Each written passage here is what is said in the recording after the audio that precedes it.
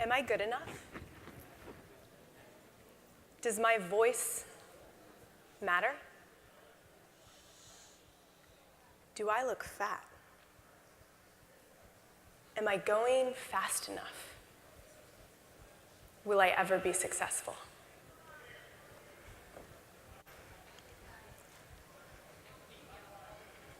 Am I learning and growing? What is my truth in this moment? How do I feel? Faster? Why do I want to go faster? And success? What does that even mean? What you've just witnessed are two conversations that happen in my brain every single day. Worry and wonder. Worry is the chatter that ruminates on the past and feels anxiety for the future.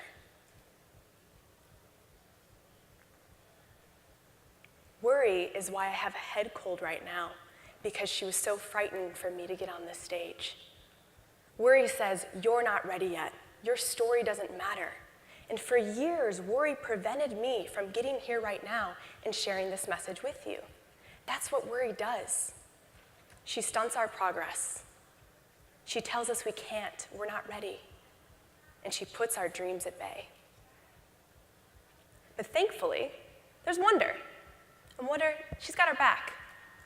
Wonder is the investigative sidekick who questions my worries, dives deep into their origin, and helps me to create new and more empowering storylines.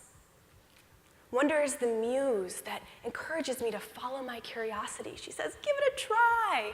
Let yourself have fun in the process. Wonder is the Zen master that always brings me back to this moment and reminds me that the magic is right here, right now. When I choose wonder, doors open, dots connect, and I get this feeling that I'm on Serendipity Highway. Now, when given the option to hang out with worry or to hang out with wonder, who would you choose? The answer seems obvious, right? Why wouldn't we choose to hang out with wonder? It's not quite that simple. According to a study, 80% of our time and attention is spent with regret about the past or anxiety about the future. 80% of our time and attention is spent worrying. Now, if you're like me, you might find it concerning that for the majority of our time on this precious earth, it's spent on some voice in our head telling us a story that might not even be true. When I look back at my own life, I see myself as a kid filled with infinite curiosity and wonder for the world around me. I was raised by an entrepreneurial mom who's here with us today. Say hi, Mom. I was raised by this entrepreneurial mom who always encouraged me to go after my creative ideas. Whether I was selling candy to the neighborhood, or leaving love notes on cars, or just making things, I was always in this state of wonder and curiosity. I grew up next to Bob, the computer guy who built and sold computers, and some of my fondest memories as a kid are playing in the lab with him. When I was 11, I started an online magazine called Teen Zine because I wanted to inspire confidence in young women. I was frustrated with the magazines for girls my age telling me what to wear and how to please and how to get boys to like you. I can vividly remember heading into chat rooms to talk about what I was up to with the magazine, to find out who was interested, to collect their emails, and eventually I created this magazine with 5,000 subscribers and 2 corporate sponsors. Every Sunday, I would spend the whole day putting the magazine together, pulling the content from the different contributors, and when I hit send, I actually had to go through and manually search for and delete the emails of those who were no longer valid. It took hours, but I didn't care because I was so led by and devoted to wonder. This all began to shift, though, when I entered high school and college. My attention turned toward competition, maintaining an A average, and beating the boys in calculus. I was obsessed with perfect, perfect, perfect, and perfect began to rule my life. Worry began to rule my life. I developed eating disorders. I sought external validation as proof of my own self-worth. And when I got to college, I was popping Adderall and pulling all-nighters to reach goals I didn't really believe in, to reach goals I had never created for myself, to reach goals I never thought to question. This desire to perform, this pursuit of ambition, it led me to make strides in my career left and right. I worked with Apple. I helped Fortune 100 brands with their global marketing campaigns. I worked with startups in San Francisco and New York, helped New York Times bestselling author Seth Godin launch a publishing experiment with Amazon. But in the process of doing, I had completely forgotten about being. And the noise outside of me telling me how to live and how to work and what to do, and it became so loud that I forgot how to hear myself. This spiraled, this disconnection, it spiraled until one particularly dark and dreary afternoon when I found myself on the floor of my Tribeca, New York apartment in a full-on panic attack. My mind was racing.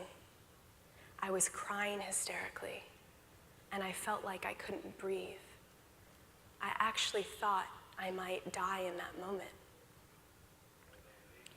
I had a business mentor there for a meeting with me, and we were supposed to be having a status update. And it was wildly embarrassing to have him there with me in this moment of disarray. But what he did next deeply surprised me. He walked into the room where I was on the floor. He walked up to me. He put his right hand on my shoulder, and he put his left hand on his heart, and he said, "Amber, if you're ever lost, listen here." This was the very last thing I expected my business mentor to tell me, to tune inward and listen to my heart. But that woke me up from my self-created panic and reminded me that I had stopped getting quiet and hearing myself. So in that moment, I got quiet. I tuned inward, and a voice whispered, "This isn't the only way, Amber. You can choose differently, and you can choose differently now." I awoke from my self-created cage of worry and realized that in my pocket I actually held the key of wonder. I'd just forgotten how to turn it. So the more I created the space to get quiet, to hear myself, to push the noise outside of me that had taken over, the more I began to go back on the path of wonder. The more I began to step into the curiosity I felt as a kid. What's interesting about that moment in time, that moment of panic, is that from the outside looking in, no one knew the hell that I was going through on the inside. I didn't even know the hell that I was going through on the inside, because for so long I had trained myself to see the silver lining in everything and to replace sadness with happiness. I would see an uneasy feeling emerge in my life and I would say, "Shh, you're not welcome here. Go away." That's how I dealt with the uncomfortable things in my life. Shh, go away. And that is when worry becomes dangerous. The dangerous kind of worry is why high school suicides are increasing, because of the pressure to perform. It's why the advertising industry's photoshopped beauty ideals have led the average adult woman to have 13 thoughts of self-hate a day. It's why 90% of the global workforce is reportedly unhappy. It's why the top regret of those on their deathbed is, "I wish I had lived a life true to myself and not the life that others expected of me." It's why when I talk to my brilliant creative and entrepreneurial friends, they are burnt out and they don't feel like they have a safe space to talk about their struggles. That is when worry is dangerous. When we sweep it under the rug, when we push it away and we tell it to be quiet. Shh,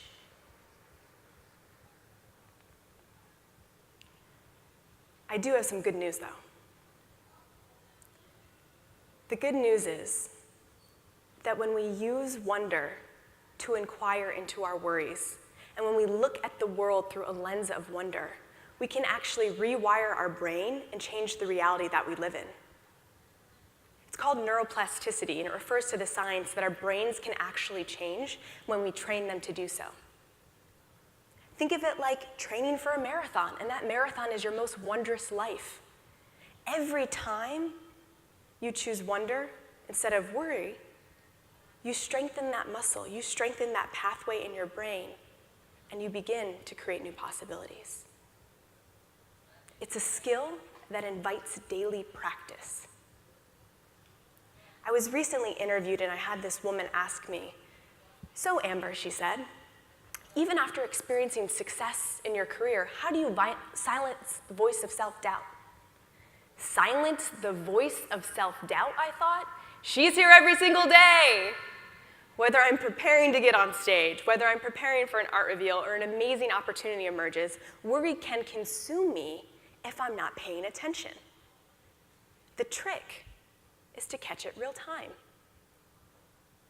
I call these moments wonderventions, and every time I notice myself falling down the rabbit hole of worry, I pause and I lean into wonder. This can show up in our lives in small ways and in big ways. Let's start with 3 small ways. The first one, I like to think of this as using doubt as a compass north toward purpose. Something that happens a lot in my creative path is that I start to notice this worry chatter of, are you really an artist? Are you sure you're ready to get on stage? You think you can do that? I'm not so sure. Whenever worry questions my capabilities and whether or not I'm ready to do something I deeply and truly want to do, I know that is pointing me true north toward exactly what I must do. When I look at anything meaningful I've ever done in my entire life, there was first an ocean of doubt that required me to dip in my toe, feel it out, and eventually dive in. So the next time your worry voice is getting loud and wondering, can you really do that? I invite you to see that doubt as a sign of, yes, that is the path toward growth and evolution. The second small way, I like to think of this as talking to worry and allowing her to be heard. So as I was preparing this talk, which was a 6-month process, by the way, there were so many times where I didn't know where it was going, where it felt uneasy, where there were gaps in the content, and I didn't know how it was going to come together. In those moments of uncertainty, in those moments of unknown, worry got very loud. Worry would say things like, I don't know about this. This isn't very good. It's not interesting. You should probably just stop now while you're ahead, because it's probably going to suck and no one's going to like it anyway. When that happens, I will literally have a conversation with worry. Because what I've come to recognize about these emotions is that they just want to be heard and seen and felt and acknowledged. It's like a little inner child throwing a tantrum, wanting to be heard. So I'll pull worry aside, grab her hand, and I'll say, worry, I understand that this work makes you feel uncomfortable. I understand that being seen makes you feel uneasy. I hear you, I get it, I feel you. It's hard. Here's the thing though. This is our life's work, and it's wonder who is going to guide us in doing this work. So I need you to back off, all right? And I'll grab Wonder's hand, and we'll get back to work. The third wondervention, small way, I like to think of as pausing and visualizing the why. 2 weeks ago, I was heading into an interview with this inventor and astrophysicist who I deeply respect and admire. And I was so nervous going into the interview. I had, the worry chatter saying, do you have the right questions? Will you do okay? What is he going to think of this?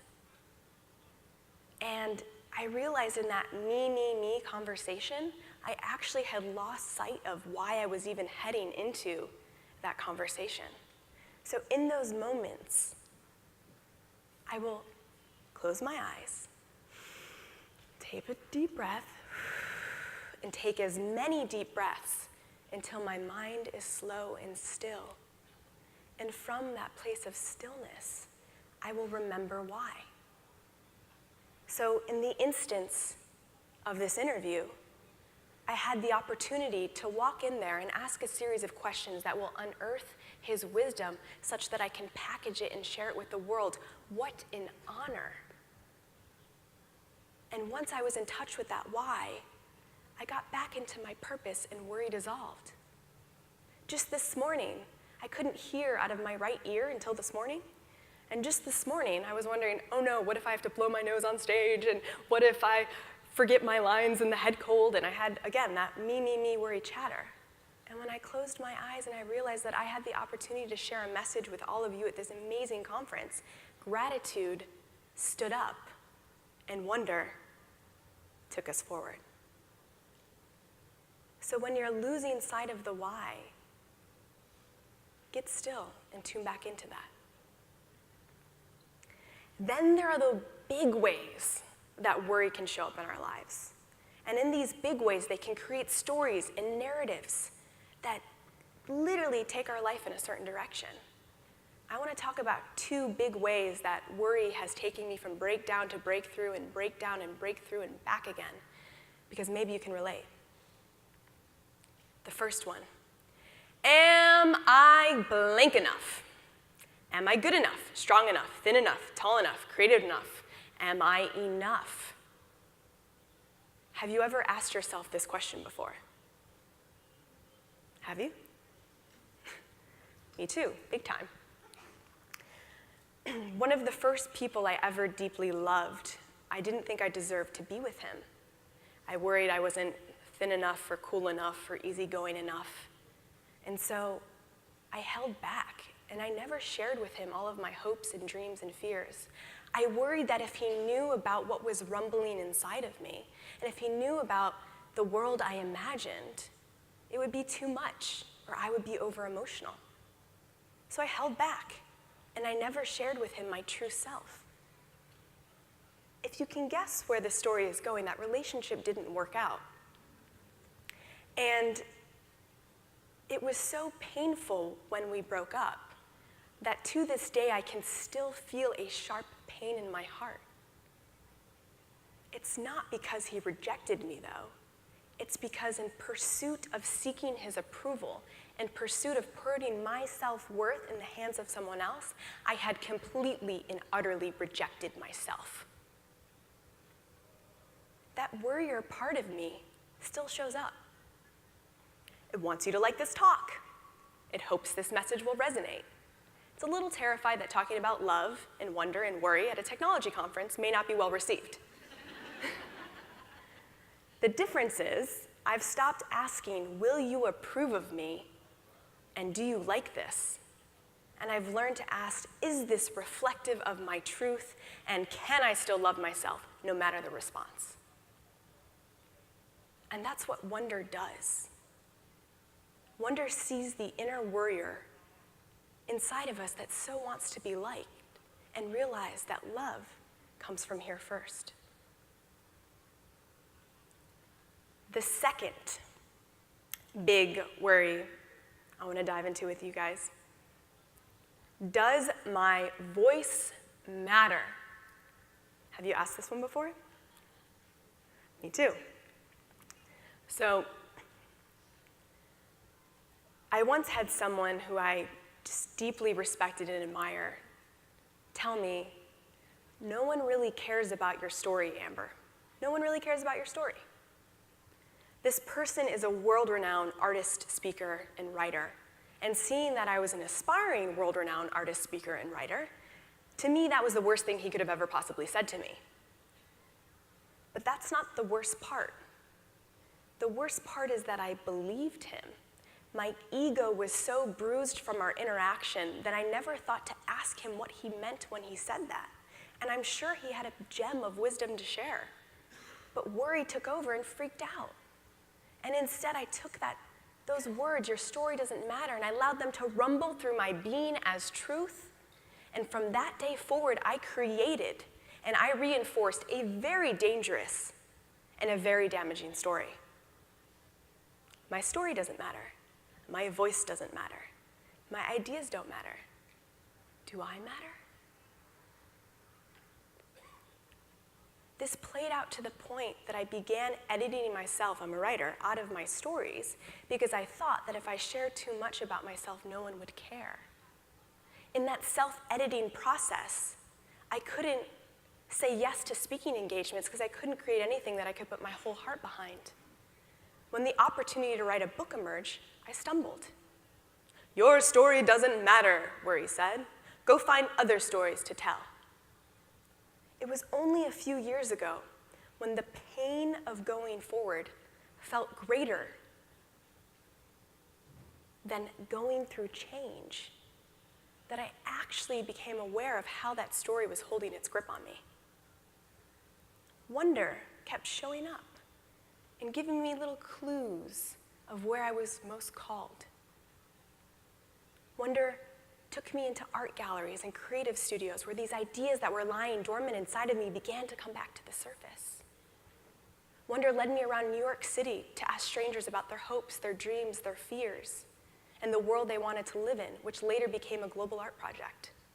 Wonder took me to the stories that deeply resonated with those showing deep truth and vulnerability by the author. It's as if Wonder were there waving her wand, saying, this way, come with me. And she was, because that is what Wonder does. Wonder brings light when worry is stuck in darkness. Wonder stands as the path to what's possible. Even as I was preparing this talk, this same worry came up over and over again. Ooh, don't say that. They're definitely going to judge you there. Talking too much about yourself again. Stop that. But Wonder would smile ever so gracefully and remind me that when we conceal our truth, we limit our ability to connect with the world around us. Stories are what unite us, and as I heard from Oprah herself at a talk she gave at the UN, these 8 words sent goosebumps up my spine. Every human wants to feel like they matter. Every human wants to feel like they matter. Oprah has given over 35,000 interviews, from Beyonce to someone who murdered their children.